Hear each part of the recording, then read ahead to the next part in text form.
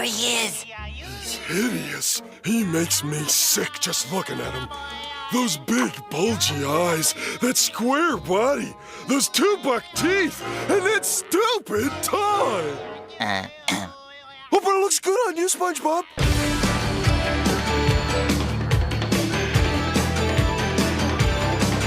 Hello everyone, welcome to my review for William the Bat. This is a historical science fiction series written by Naoki Urasawa and Takashi Nagasaki, with art provided by Urasawa as well. It ran for 20 volumes, pretty typical Urasawa fare from 2008 to 2016. A series, of course, I've had my eyes on for quite a while because I am quite a big Urasawa fan, with the 3 big series I have read from him being among some of my favorites, particularly Monster and Pluto. I love this guy's work so much, and I had only heard really good things about Billy Bat, but all these years I was kind of hoping for an English release, which we never ended up getting. I don't know how likely it is, we'll talk about that later. But listen man, these are the final months of the channel here. I want to go, I really wanted to take a look at this one and talk about it with you guys. So here we go. Billy Bat begins in the late 1940s and follows a Japanese-American, Kevin Yamagata. Kevin is an up-and-coming cartoonist with his published comic series, Billy Bat, gaining quite a bit of a following in America. The story of this wisecracking, goofy-looking bat character who solves mysteries. Now one day he meets someone who recognizes his Billy Bat, but not from his comic. He claims to have seen the exact same character when he was deployed in Japan. And this concerns Kevin a little bit, because he has been to Japan before, and he fears that he may have seen this character and subconsciously plagiarized it for his comic. He doesn't remember ever seeing it before, but he can't be sure. And this leads him to take a break from his comic and travel all the way to Japan to get to the bottom of it. And yes, not only does he find other instances of this bat appearing before, he also discovers that it is connected to a conspiracy that involves murder, cover-ups, prophecies of the future, entire portions of history potentially being a lie, and the power for one person to rule the entire world. Yeah, not quite what he expected. Not really what I expected either. Now, I'll admit, the story took a while to kind of sink its teeth into me, because it really jumps around a lot at first.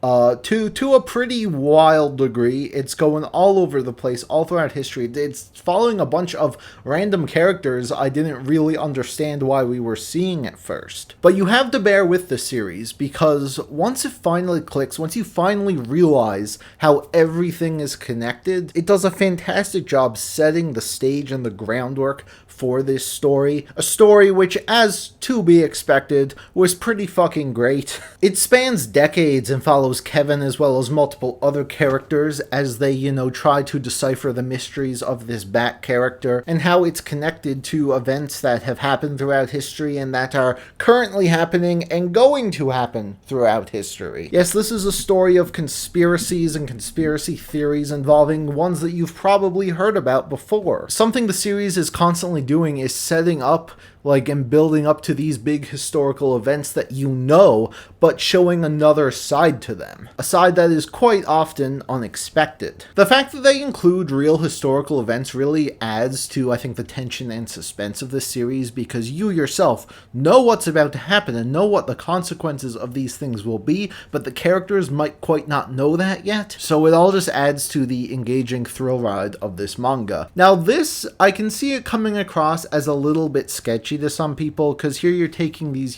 big historical, often tragic events and being like, oh, this is how you were told it happens, but this is how it actually happens in my goofy manga about a Mickey Mouse satire. But I honestly thought that most of these instances were in fine taste. I don't think this manga really undermined the tragedy of any of these real events at all, and I did like how things were still open-ended just enough where things weren't always set in stone, and you were still often left to come up with your own conclusions about certain details. What's interesting though is that I found most of these feelings of suspense I felt came from the fact that I was pretty well versed in the stuff that was going on. All the big historical events and drama that the series touches on, I had learned about previously and I knew pretty well. But I feel like if you don't know these things, then the series might not hit as hard for you. Because it does really depend on you knowing a lot of these things to be impactful. That being said, if you aren't well versed with many of these things, I feel like the education system failed you.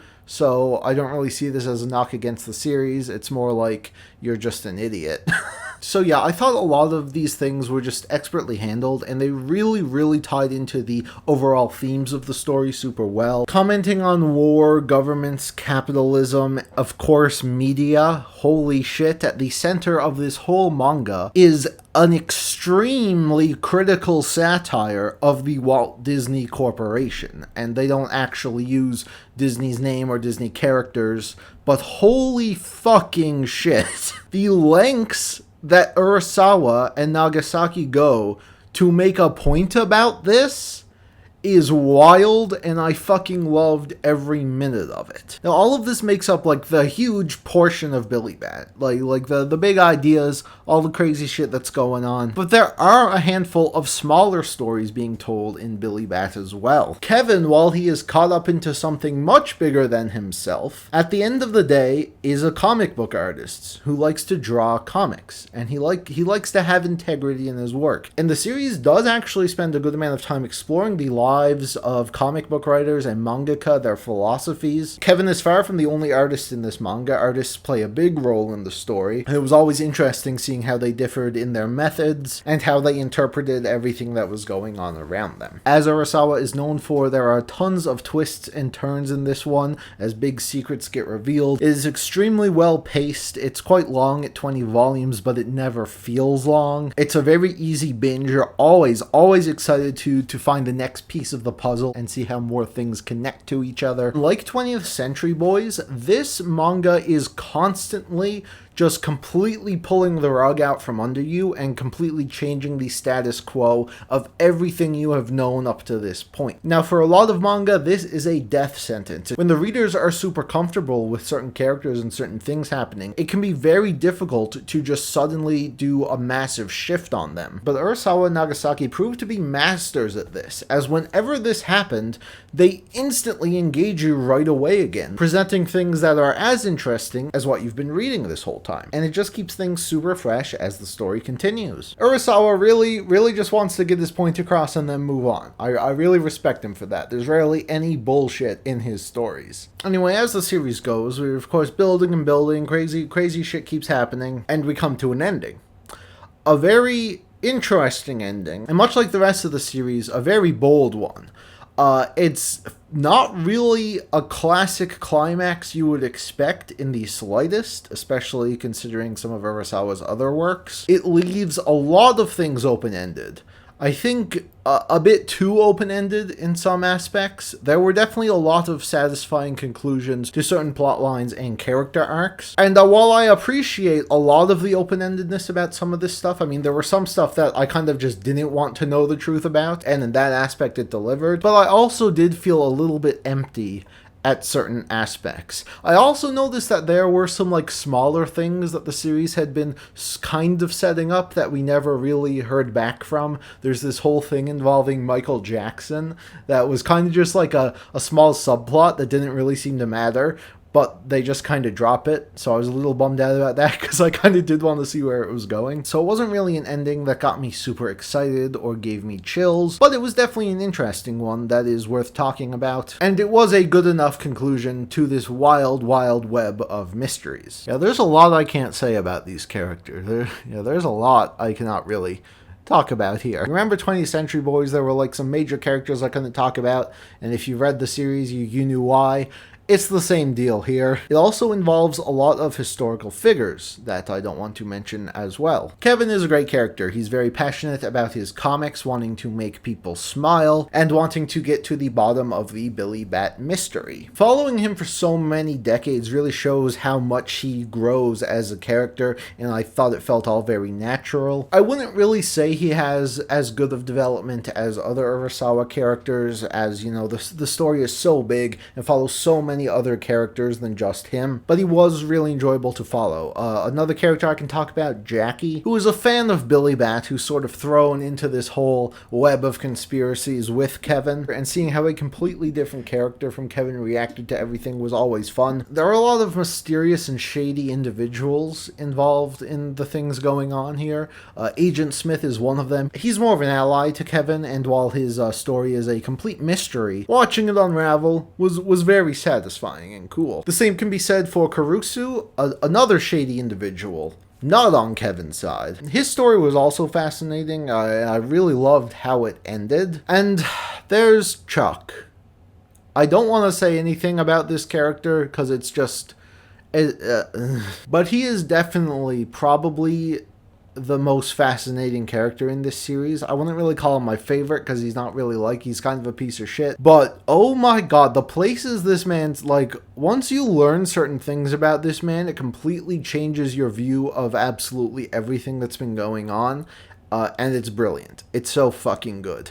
Of course, I'm skipping over, massively important characters that I just can't talk about. But yeah, there's a lot to love here. I definitely was not disappointed in any aspect at all here. As for the art, I've talked about Urasawa's work countless times before. With his series, I read getting newer and newer. His art just comes more and more refined. Excellent character designs all around. He draws everything pretty much as great as you need it to be. This story does have quite a bit of artistic flair, as it, involves comics so much and the Billy Bat character. In fact, we often see, snippets of the Billy Bat comic, and it's really cool seeing Urasawa draw in a completely different style, very cartoony and bouncy. He really, really nails it. And seeing other people take on drawing Billy Bat throughout the story was also really interesting, and really shows his skill as an artist, because he sort of had to, play around with the style of this character, and have, each person who draws him do it slightly differently, all the different appearances this character has. It was all really cool. He's really created a marketable character here,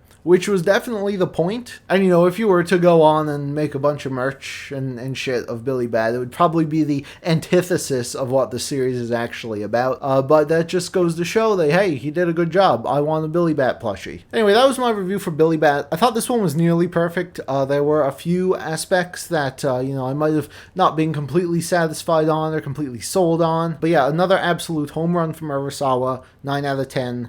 Let's go. Billy Bat does not have any adaptations or any signs of an English release. That's lame. And it's a little weird, honestly. This is a Kodansha manga, so if it were to come out in English, it would be on Kodansha. And it seems a little weird that they wouldn't have looked at it because of how popular Urasawa is. And I've heard people claim that the reason that this series doesn't have an English release is just the subject matter, which...